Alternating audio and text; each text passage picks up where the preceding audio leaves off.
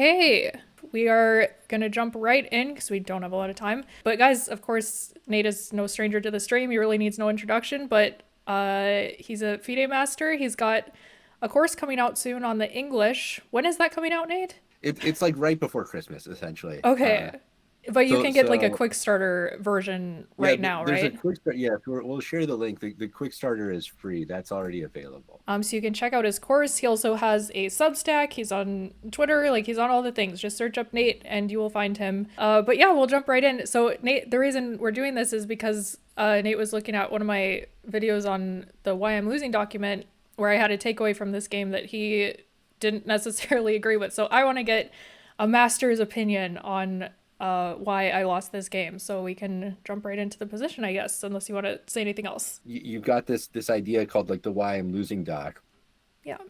which I love, and I recommend this to a lot of people. So, I mean, probably your viewers are gonna be familiar with this, but like just in case anyone hasn't seen it, it's like so the idea.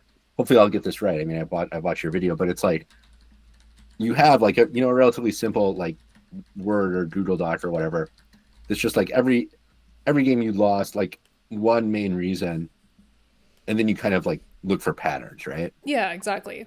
Pretty simple. Yeah, I really like this idea. I think hopefully everyone knows that like in chess you're supposed to like review and analyze your games, right? But I think when people think of that, they often think of sort of like a depth first approach where you go deep into one game, which can be really valuable. But there's also like a lot of value and a different sort of value in like a more broad type of analysis where you're looking across many games for patterns. So I think this Why I'm Losing doc is really good for that. The other like sort of approach to this I've seen that's similar but a little different is there's this book Pump Up Your Rating by Axel Smith, Mm. and he has something similar that's like a mistake stock. So it's a similar idea where you're going across many games, but since it's per mistake, it's like it's more granular because probably you have like multiple mistakes per game. Right. Um, I think unless you're already like a really really strong player, like probably like a titled player, I kind of like the why you're at like your version, the Why I'm Losing doc, a little bit better because unless you're at the point where you're already so advanced, I don't think you like need to be that granular, and it can be kind of confusing. So I think it just kind of simplifies things to just focus on the losses and like one main cause per game, as opposed to like trying to do like every tiny little mistake, which gets kind of overwhelming. Yeah, that's what I found, especially for online games, because it's like, you're, at least for me, I play a lot of online games and the time control is relatively short. So you can get a lot of them in, even like rapid games, to be able to just make it as simple as possible and then go back and look at the patterns. It's like, yeah, it's been helpful for me. But I know, even in the Discord with the Blitz challenge we've been doing, some people have been getting even more granular.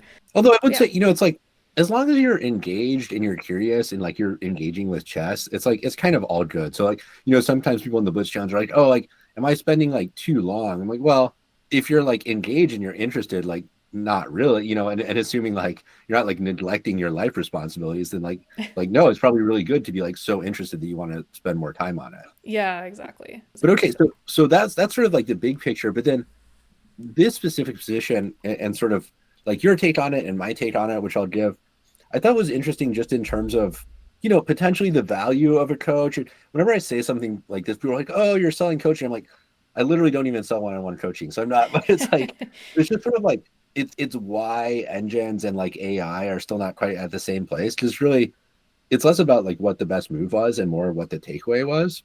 Right. Right. Yeah. So in this game, you were black, and what happened was you castled here, and then this led to this forcing sequence where it went takes, b takes, there are all these trades, and then finally at the end of this, materials equal, but actually you can't avoid material losses because there's this pin, and your knights attack 3 times, right? So you're gonna, I guess, maybe the best you can do is move the knight and give up an exchange. Right. So if you turn in the engine, you can see that like white has a big advantage here, whereas after some other moves in this position, the position was pretty balanced. But I think what's really much more interesting than like what would have been the best move is like what you take from this, because in the video, if I understood correctly, your takeaway was kind of about like depth and precision of calculation. Okay, so what would I take away from that position? Yeah, if that rook wasn't there, this all would have been totally fine. So that I think is a problem with not thinking one move further.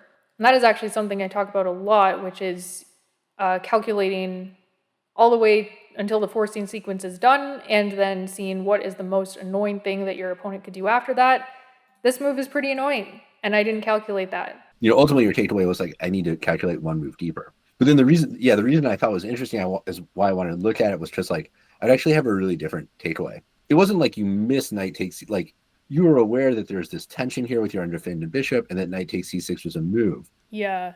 So it wasn't like you were just like asleep at the switch and just not thinking about this. Like you were aware of this and you calculated it and you saw this much, but then you didn't realize that, at the end, there would still be this additional problem. But what I would say is like, to me, the takeaway isn't depth of calculation, but it's more about like pragmatism, because basically when you when you have this alignment where this bishop is lined up with yours, your bishop is undefended and your opponent is the one who controls. White has the knight on d4, so they're the one who controls, like gets to choose when that knight jumps out of the way. Yeah. So it's just the loose pieces drop off type beats. Yeah, so it's like it's less about that like the specific line doesn't work for you and more that there's a feature in the position that as long as it exists that way is going to create constant danger. The problem is less so even that like it doesn't work for you and more that like it shouldn't work or it couldn't work. The thing is like even if your calculation was accurate and after castles white had no way to exploit this, it's still a bad spot to be in because, well, for several reasons.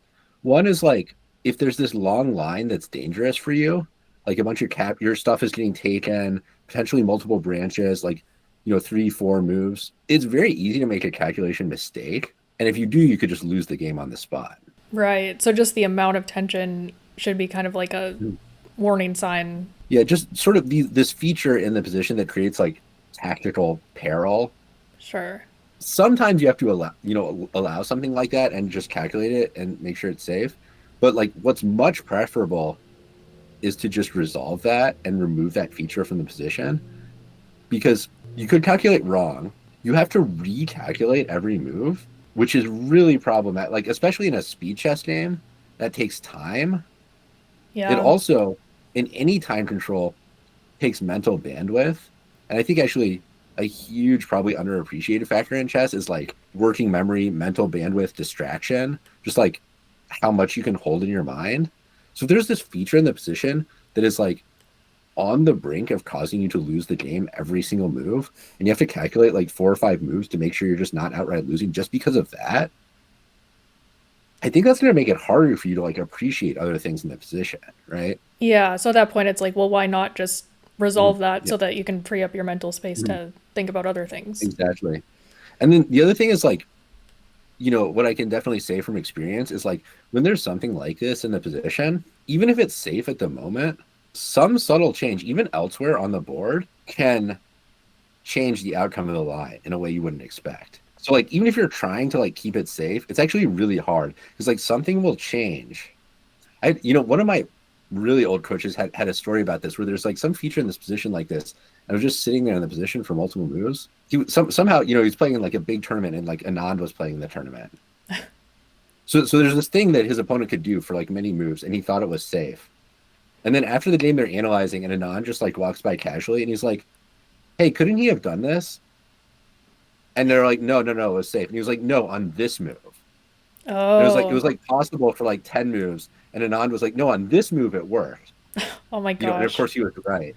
Yeah. But it's like that's what's going to happen to you. It's like something will change that doesn't seem related to that, and you're just going to get blown up. I feel like I've definitely had games like that where there's like something sitting there for so long and you just it kind of lulls you into a safety mindset, and then it's suddenly isn't so safe anymore. So like all these downsides are really problematic. It's like, what upside am I getting to compensate for all this, right? Right. So to me, I wouldn't even really be considering castling because I just don't want this feature to stay in the position. So I would be considering moves like bishop d6, bishop b6, perhaps taking d4. But one way or another, I would not allow this tension to sit like that. Like I wouldn't even try to calculate it to safety because I don't even want to mess with that because it's so dangerous. Yeah, that makes Uh, sense. I think a lot of times, like when I am thinking this way, because honestly, I do have that mindset most of the time of like, okay, if there's tension, I just like want to get rid of it, like no matter what it is. A lot of times, my mindset then is to just just exchange pieces. So like I mm, think my first thought would just be to like take that knight, and I might have with the bishop, take on d4 with the yeah. bishop. But I think if I thought about that in the game, which I don't know if I did because it was a while Mm. ago, but if I thought about that, I probably discarded it just because I didn't want to give up the bishop pair. Yeah, so I mean, taking is one way to resolve the tension. I do, to me, bishop d6 is quite a natural move Yeah, because you no, I get your think it bishop to is. safety and you also hit h2. Right. So that looks good. Something about bishop d4, like you do give up the bishop pair, although the principle that I would be more concerned about here is that when you have an isolated queen pawn, generally you don't want to trade minor pieces. It's a little bit No. more like advanced and pawn structure specific, but when you have this isolated queen pawn, and if people are familiar with this, isolated pawn means you've got no pawns adjacent to it. So that means this pawn is potentially weak in the long run because it can never be defended by another pawn. However, this is a very common pawn structure in many chess openings, and it's not necessarily bad. It's like it has pluses and minuses. So the minus is in the long run it can be weak, but it's controlling some space in the center.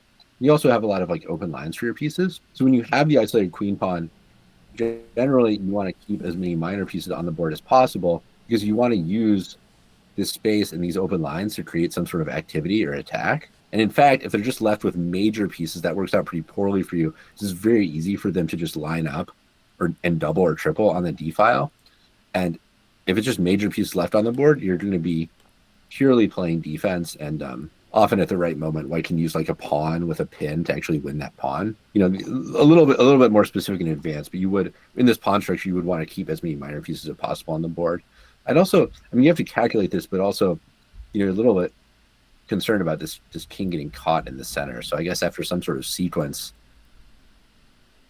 like this, I guess you get out of the center. But now with so many pieces coming off the board, this is the type of position where this isolated queen pawn is pretty much a pure liability and just a weakness.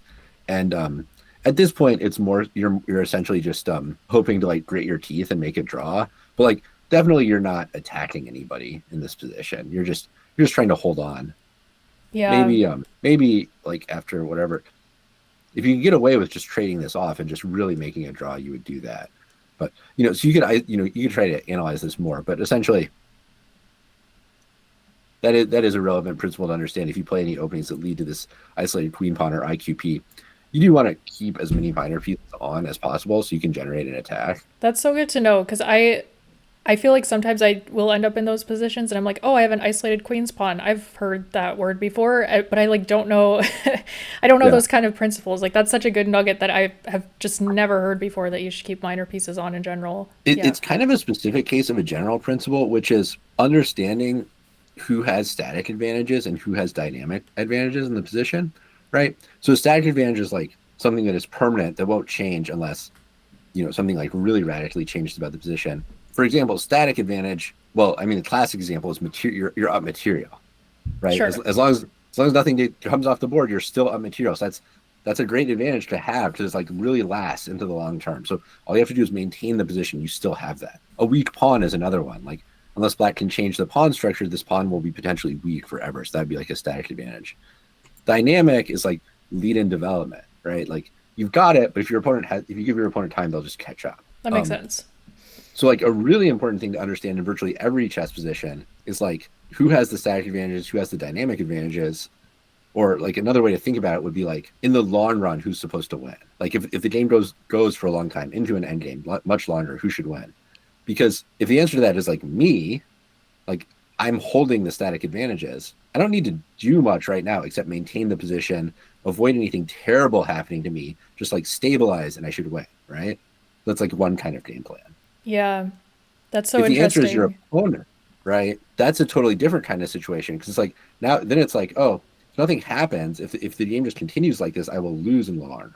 So that means you have to play like dynamically with a sense of urgency. It's like I have to create something right now. I have to attack. Maybe if I have to sacrifice more material, it's worth it because I would lose in the long run anyway. I have to be opportunistic. I have to look for tactics, right? So it's like quite a different mindset and game plan. So you kind of always want to understand like which one of those situations you're in. But okay, yeah, I got to jump off unfortunately, but Thanks so much for coming on. I really appreciate your time. Yeah, thanks, Nate. Really appreciate you, as always. okay, awesome. I'll talk to you soon. Thank you. Yeah, Nate has been just an excellent coach for me over the last couple of years, even though we we rarely have sessions other than when we stream. We have a very similar philosophy when it comes to chess learning and stuff, so I've gotten a ton of great just like psychological takeaways from him. Always appreciate having a stronger player analyze the games, of course.